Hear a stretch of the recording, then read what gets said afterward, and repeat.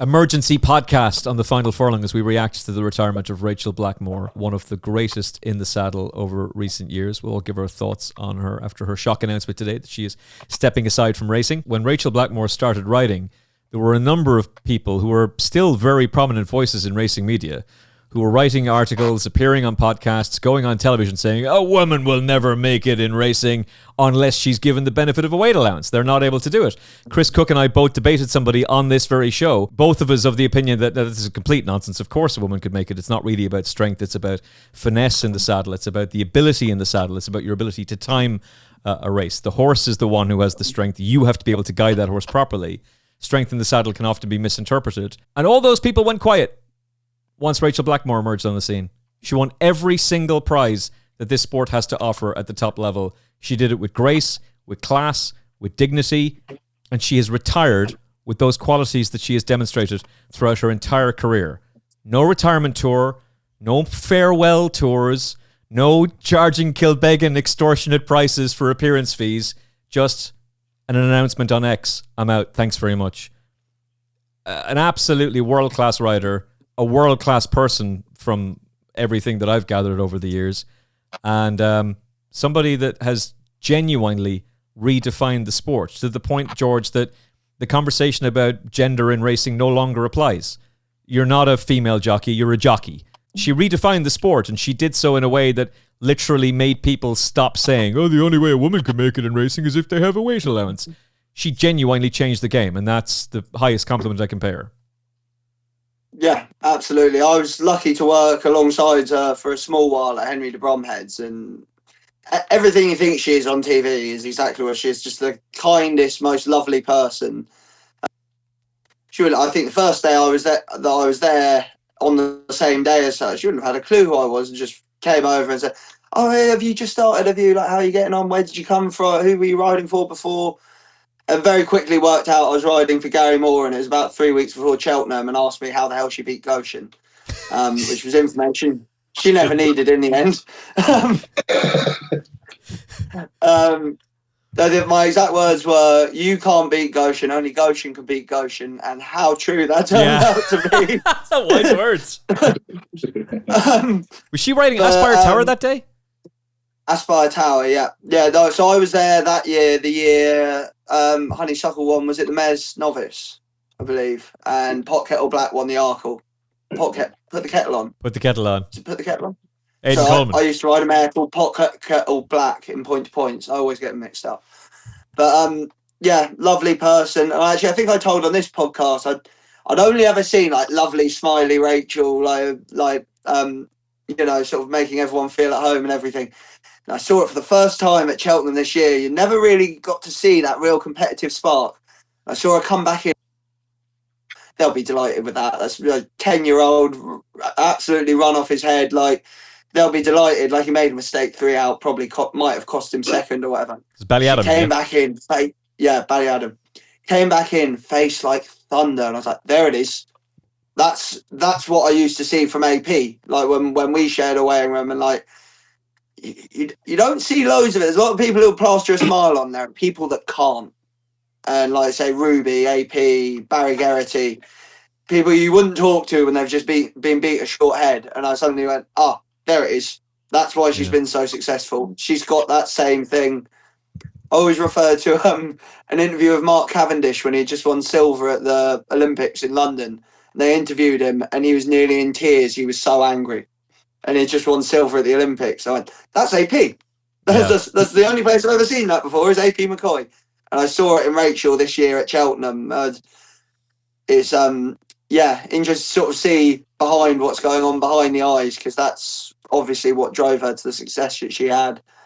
And like, she was struggling away in point to points for a long time. Like, she showed great perseverance to keep going, dominated sport, and show that she can do exactly what everyone else can do. I say my uncle was a jockey in like the late 80s, early 90s, would probably be as old-fashioned as you get. His favourite jockey, Rachael Blackmore. If that doesn't say like what the inroads she's made into sport, he would have been someone who, while he was riding, would have uttered the words like, women can't ride, women can't be in this sport. Like, I wouldn't speak for him, but I'd say that sort of generation of jockeys are fairly like that. And now Rachael Blackmore's his favourite jockey. Yeah, but That's the impact she you're made. incredibly naive if you think that was not an attitude that was prevalent in racing. And again, I'm talking Not that long ago. 2018. Like I'm talking Yeah, 2018 as recently as that. This was genuinely a debates we were engaged in on the show. That person was writing articles, writing opinion pieces. Oh, a woman will never make it in this sport unless we have to give them a weight allowance in order for them to be able to make it in this sport. And the point that Chris Cook and I were making was, first of all, you're going to demean any success that a female jockey has if you do that. You're going to divide the weighing room if you do it. And also, you're wrong. That's complete nonsense. And along comes Lizzie Kelly. Look what it did in France. But along comes Lizzie Kelly, the first woman to win a Grade 1 over fences. Along comes Bryony Frost and her multiple Cheltenham Festival wins and Grade 1 successes. Along comes Rachael Blackmore, who literally completely changes the game. Holly Doyle, top 5 in the Jockeys Championship every single season in Britain. Safi Osborne, multiple wins around the world. I don't put a whole lot of stock in the racing league, but she's won that pretty much every single season that she's taken part in it. It's just the ladies' team almost always would win at the Sugar Cup ever since they were incepted. Hayley Turner completely changed the game, and she's just walked away from the sport as well. Like, these people, it's not just that they were brilliant in the saddle. You're forgetting one, Emmet. You're forgetting one. Go on. Nina Carberry. Yeah, but Nina wasn't a professional, and that doesn't take anything away from her or Katie Walsh. Yeah. But in fact, one of the people who was making this argument, Jamie, Katie Walsh wrote a winner, and then Nina Carberry wrote a winner the next day, and that shut them up. Yeah. That stopped them from talking about it. I remember it well, Emmet. I remember it well. So, it is remarkable, like, when there's a narrative, and that narrative just completely gets shattered. Like, the glass ceiling is a thing, Liam. And Rachael Blackmore is one of the people who smashed through it and then has paved the way for a whole new generation of jockeys. This is the only sport. You can talk about show jumping all you want, and I love show jumping. I love eventing. This is the only sport that is mainstream, that is men versus women equally. Absolutely. And I think everything you've alluded to there, the best adjective I saw and descriptive way to describe Rachael was groundbreaking. Yeah. I think that's exactly what she's been. She's absolutely incredible. George has alluded there to her competitive nature as well. That's helped her. It's made her be so as brilliant as she has been. And I just remember in that champion bumper when she slammed the door on Paul Townend and killed Crew on Sir Gerhard, and that's the first thing that comes to my mind. The brilliant rides on Applutard. All these days, we're not carrying my money, but it was almost brilliant for the sport. And as a neutral, as a fan of the game, first and foremost, she's been nothing but a brilliant ambassador for it. And I just wish her really well in whatever she does next. Incredible woman, incredible jockey. Yeah, well said. And again, as George pointed out, those attitudes were really prevalent in racing not that long ago. You don't hear that anymore, Jamie. And you don't hear that anymore because of the success of Rachael, because of the doors that she opened for others to follow through. That narrative is just shattered. And it's not shattered because of some enforced thing to make everybody stop. It was enforced, or those opinions changed, because she shattered the narrative with her success. I think she got a nice look, exactly with George, no more than me. She was going around point to point. But I think that kind of left a small bit, Emmet, if you know what I'm trying to say, when Nina and Katie were so successful, she kind of took over, if you know what I mean. I know they were amateur and they did so well. But she is a complete ambassador for the sport. She was a top-class jockey. For me, she'll always be honeysuckle in my... Like, one about... obviously, we were there. We were there in Dublin Race Festival with Galopin winning. But when the year people were left back in, after COVID, was 32, but I was there when Honeysuckle won. It was unbelievable. Like, the reception she got, the atmosphere in the stand. Look, she rode some fantastic horses. She was brilliant COVID year on Alaho. First time riding the horse, big strong, and she just let him go. Unbelievable was so was Captain Guinness. Like, she bowed out one of the greatest stairs hurdle rides of all time on a horse that I thought never would stay in a barnstorm in the 3 miles at Cheltenham in Ballinger. It was unbelievable. And of course, exactly what Liam said, but Plutarch to beat what's the stable mate that eludes me? Endo, yeah. To win a Gold Cup by 17 lengths was pure class. But to me, she should bow out at the very top, and there's no doubt about that. But Rachael equals honeysuckle for me. Will always come and stick in the brain. Yeah. What is the career highlight for you guys? What is the moment that sticks in your memory? So it's for you. It's honeysuckle. Liam. I think it's when she could not stop winning and she won the Grand National. I think that was incredible. There were grandparents going into bookmakers, my nan being one, backing Rachael Blackmore, whatever she was riding, because that was, of course, off the back of all of her Cheltenham success, wasn't it? That sent her into the stratosphere and really broke any sort of ceiling that was being put in front of female jockeys. So, yeah, for me, it would be her winning the National. Yeah, I agree with that. I was on air on TalkSport 2 that day. Lizzie Kelly got so emotional.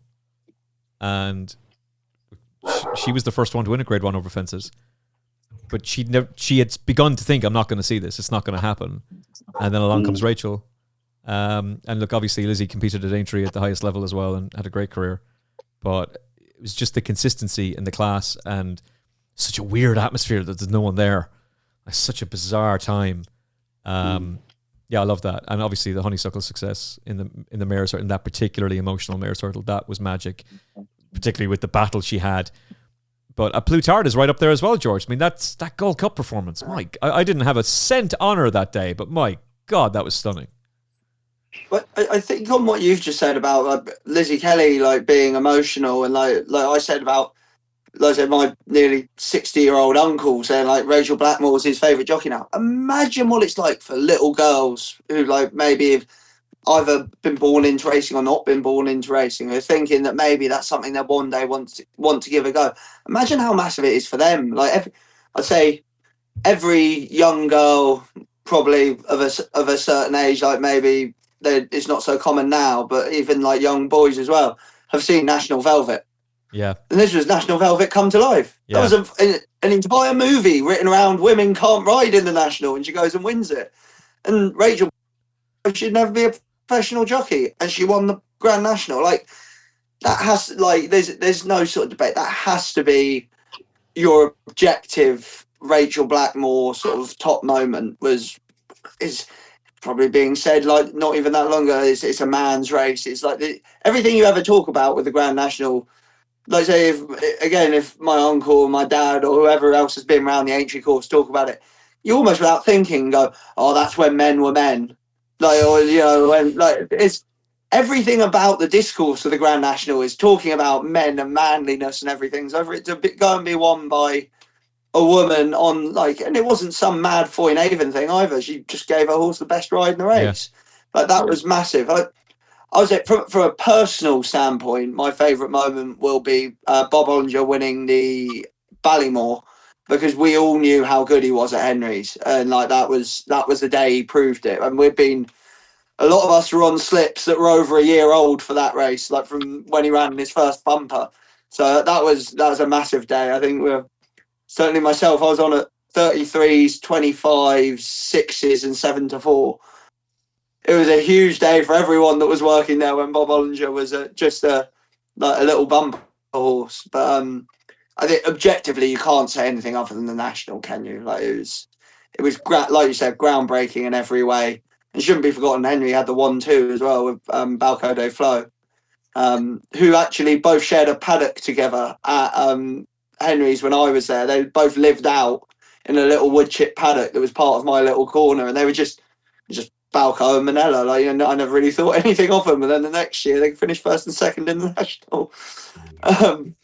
It was an amazing time to be there, and we've all got Rachael to thank for it, really. Champion Hurdle, Queen Mother Champion Chase, Gold Cup, Grand National, all in the same season. And am I right in thinking Rachael was not on one of those? That was Champion Chase. Aidan rode, put the kettle on, but she rode Champion Hurdler, Honeysuckle. Was she on? Was that the year Plutard won the Gold Cup? I think Manella Indo won the Gold Cup that year, wasn't it? It was 21, wasn't it? Yeah, you're right. Yeah. So she was part of two. She won the Gold Cup following year. Yeah. Phenomenal career. I tell you what else too. In her little announcement on X, she never forgot where she came from, and she went out of her way to thank all the people who helped her. You don't see that. I don't think she spoke about herself for a minute in her own retirement thing. It was all just thanking other people. And it's a measure of the woman, isn't it? Think of the difference of that, George, compared to somebody else who retired from the sport, but will be back on our shores very, very shortly, when everything was me. it's all about shark handling, all about her gratitude to Eddie O'Leary and the chance that him and Michael gave her, Henry, and his incredible training ability, and all of the people she's worked with down the years. Incredible talent, incredible person. The very best of luck to Rachael Blackmore and her next chapter. I hope it's media. I hope we get to see an awful lot more of her. I hope she's utilised by ITV and others. Yeah, if she's half as good at broadcasting and being able to explain this sport as she was in the saddle, then she'll be a massive asset to it. So, well done. She will be. Well done on an incredible career, and the very best of luck to Rachael Blackmore. You literally changed the game, and that's not something you can say about many people. Rachael Blackmore, who retires from racing after a phenomenal career. In horse racing, every furlong matters and every episode counts. So stay ahead of the field by hitting subscribe to the Final Furlong Podcast on YouTube, Apple Podcasts, Spotify, and all major podcast platforms. It's free and it gets you one step closer to the winner's enclosure. Subscribe to the Final Furlong Podcast and join us on the gravy train.